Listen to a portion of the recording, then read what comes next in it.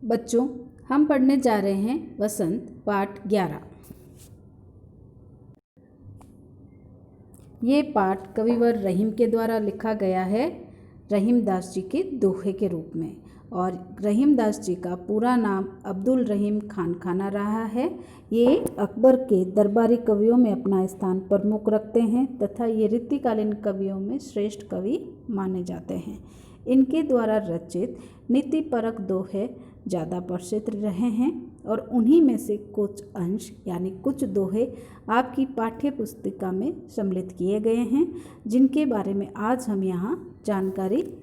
लेंगे। और वो आपके पाठ 11 रहीम के दोहे के माध्यम से व्यक्त हो रहे हैं। तो जानेंगे कि वहाँ कौन कौन से दोहे हैं और क्या मोरल विषय यानी नीतिपरक बातें आज इसके माध्यम से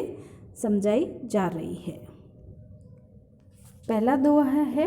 कही रहीम संपत्ति सगे,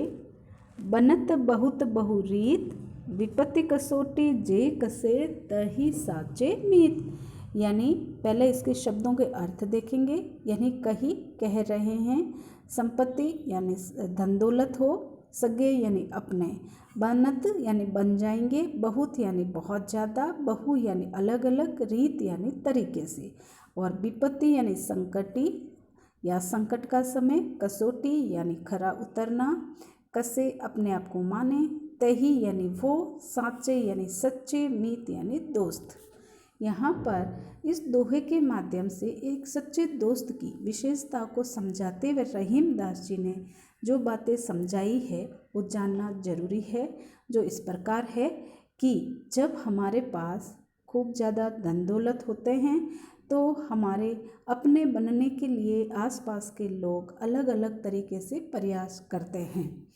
और जो हमारी संकट के समय में सहायता करते हैं या साथ देते हैं, उनकी नज़र में वही हमारे सच्चे मित्र होते हैं। यानी उन्होंने क्या कहा है कि जब हमारे पास खूब धन दौलत होती है तो सभी लोग हमसे मित्रता करने का प्रयास करते हैं, लेकिन सच्चा मित्र वही होता है जो हमारे संकट या कष्ट या समस्याओं के साथ में हमारा साथ दे और हमें समझे और उन समस्याओं से निकलने में सहयोग करे, वही सच्चा दोस्त कहलाता है। आगे जो दोहा है उसमें समझाते हुए कहा है प्यार के महत्व को, और वो एक मछली के माध्यम से स्पष्ट करते हुए रहीम दास जी ने समझाया है कि जाल परे जल जात बही, तजी मिनन को मोह, रहीमन मछली नीर को तहु न छोड़ती छो। जाल यानी जाल पर जो बुना हुआ होता है जिसमें मछलियाँ फंसती है, जो हम पानी में डालते हैं, तो वो जाल परे यानी डाला जाता है, जल यानी पानी में, जात यानी जाता है, बही यानी बहकर, तजी यानी छोड़ देता है, मीनन यानी मछली को, मोह यानी प्यार या ममता। रहीम दास जी कहते हैं कि मछली यानी मछली, नीर यानी पानी, तऊ यानी उसको, छोड़ती यानी छोड़ेगी नहीं, छो यानी मुँह। अब यहाँ कह रहे हैं रहीम दास जी इसके माध्यम से सच्चे प्रेम की व्याख्या, यानी इस दोहे के माध्यम से रहीम दास जी ने सच्चे प्यार की व्याख्या को समझाते हुए कहा है कि जल होता है वह कभी किसी से भी प्यार नहीं करता है, उसमें असंख्य जीव रहते जरूर है, लेकिन जल अपने जीवों से प्यार नहीं करता है, जबकि उसमें रहने वाले असंख्य जीव जल से बहुत ज़्यादा प्यार करते हैं। और उन्हीं में से मछली के महत्व को समझाते हुए कहा है कि जब पानी में मछलियों को पकड़ने के लिए जाल फेंका जाता है तो उस जाल में मछली तो फंस जाती है, लेकिन जो पानी है वह पानी उस जाल के अंदर से बह जाता है। लेकिन इसमें पानी तो बह गया है, जाल के अंदर से पानी तो बह गया है, और वो जो मछली फंसी हुई है ना, जो पानी के साथ बहकर जाल के अंदर आ गई थी, वह मछली अपने पानी के प्रति जो ममता है, प्यार है, मोह है, उसको नहीं छोड़ती है। इसलिए जब उसे पानी से बाहर निकाला जाता है तो वह उसी के मोह में डूबी हुई अपना जीवन त्याग देती है, लेकिन कभी भी पानी के प्रति प्रेम को कम नहीं होने देती है। और यही प्रेम हमें हमारे बड़ों के प्रति, परमात्मा के प्रति, और जिससे हमें एक आदर सीख मिलती है उसके प्रति रखना चाहिए। यानी हमें अपने जीवन में प्रेम के महत्व को समझते हुए परमात्मा और अपने माता पिता के प्रति जो हमारा प्रेम है उससे किसी भी परिस्थितियों में हमें नहीं त्यागना चाहिए। क्योंकि जल तो समय के साथी है, बह जाता है, और मछली जो उसके साथ रहते हुए उससे प्यार करने लग जाती है तो वह सच्चे हृदय से प्यार करती है, लेकिन जल उससे सच्चे हृदय से प्यार नहीं करता है, इसलिए वह समय के साथ उसका साथ छोड़ देता है। जबकि मछली समय के साथ, पानी उसके साथ छोड़ते ही अपना जीवन त्याग देती है, लेकिन कभी भी उससे दूर नहीं रह सकती है। और वैसा ही प्रेम हमें परमात्मा और अपने माता पिता के प्रति रखना चाहिए।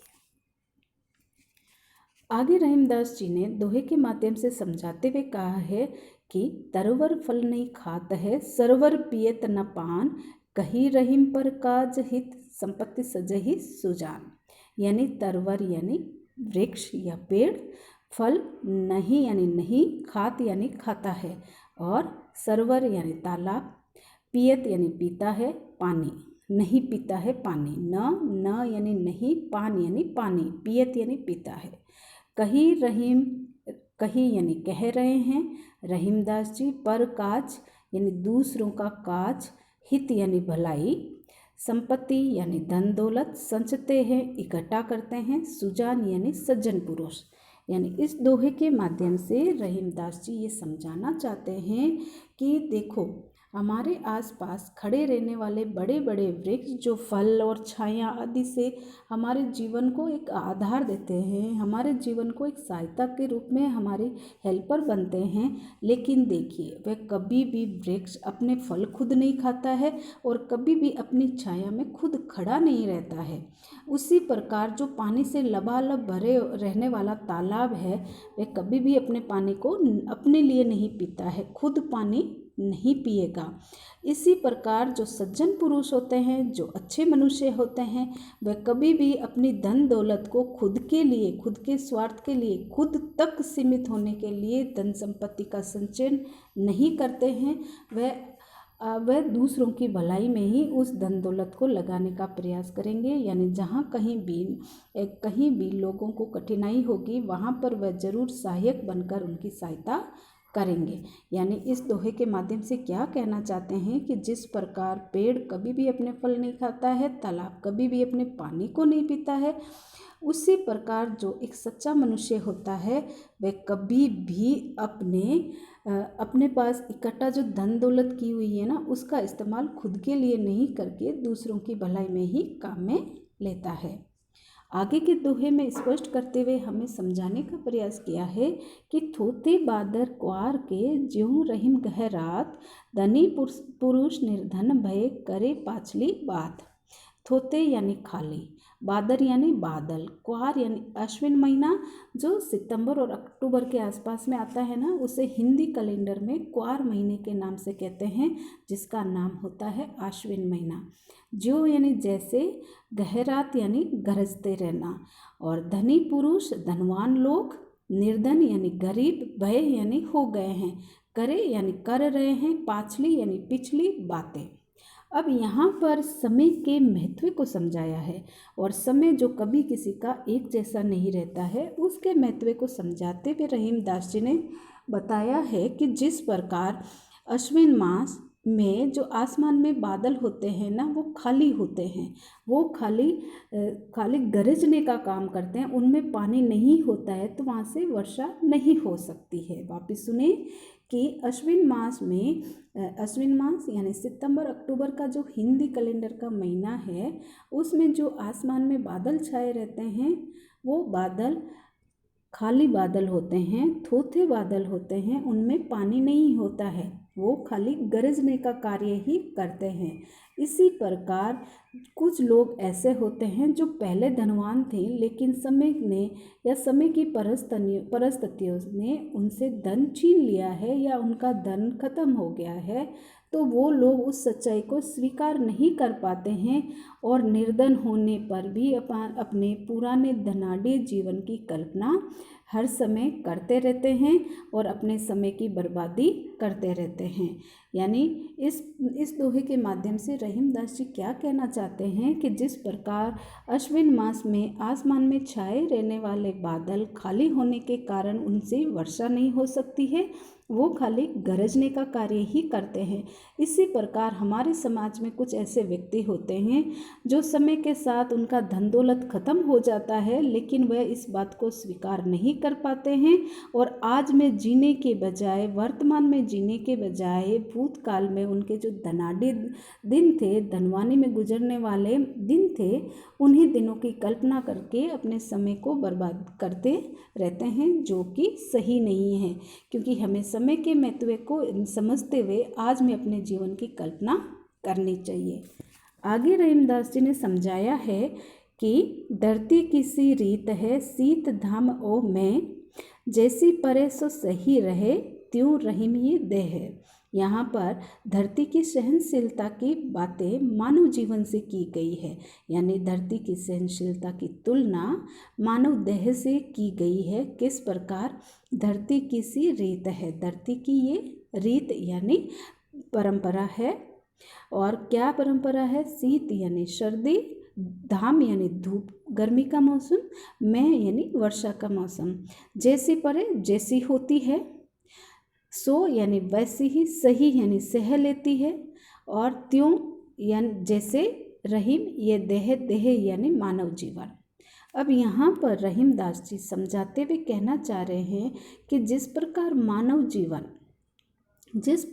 मानव जीवन सर्दी गर्मी वर्षा सब कुछ को समय के साथ सहन करके अपने जीवन में आगे बढ़ता है, वैसा ही तरीका या वैसा ही जीवन धरती का है, जो ये सर्दी गर्मी वर्षा को सहन कर लेती है और कभी भी उसका प्रत्युत्तर नहीं देती है। क्योंकि धरती पर खूब ज़्यादा ठंड होगी तो भी धरती माता सहन करती है,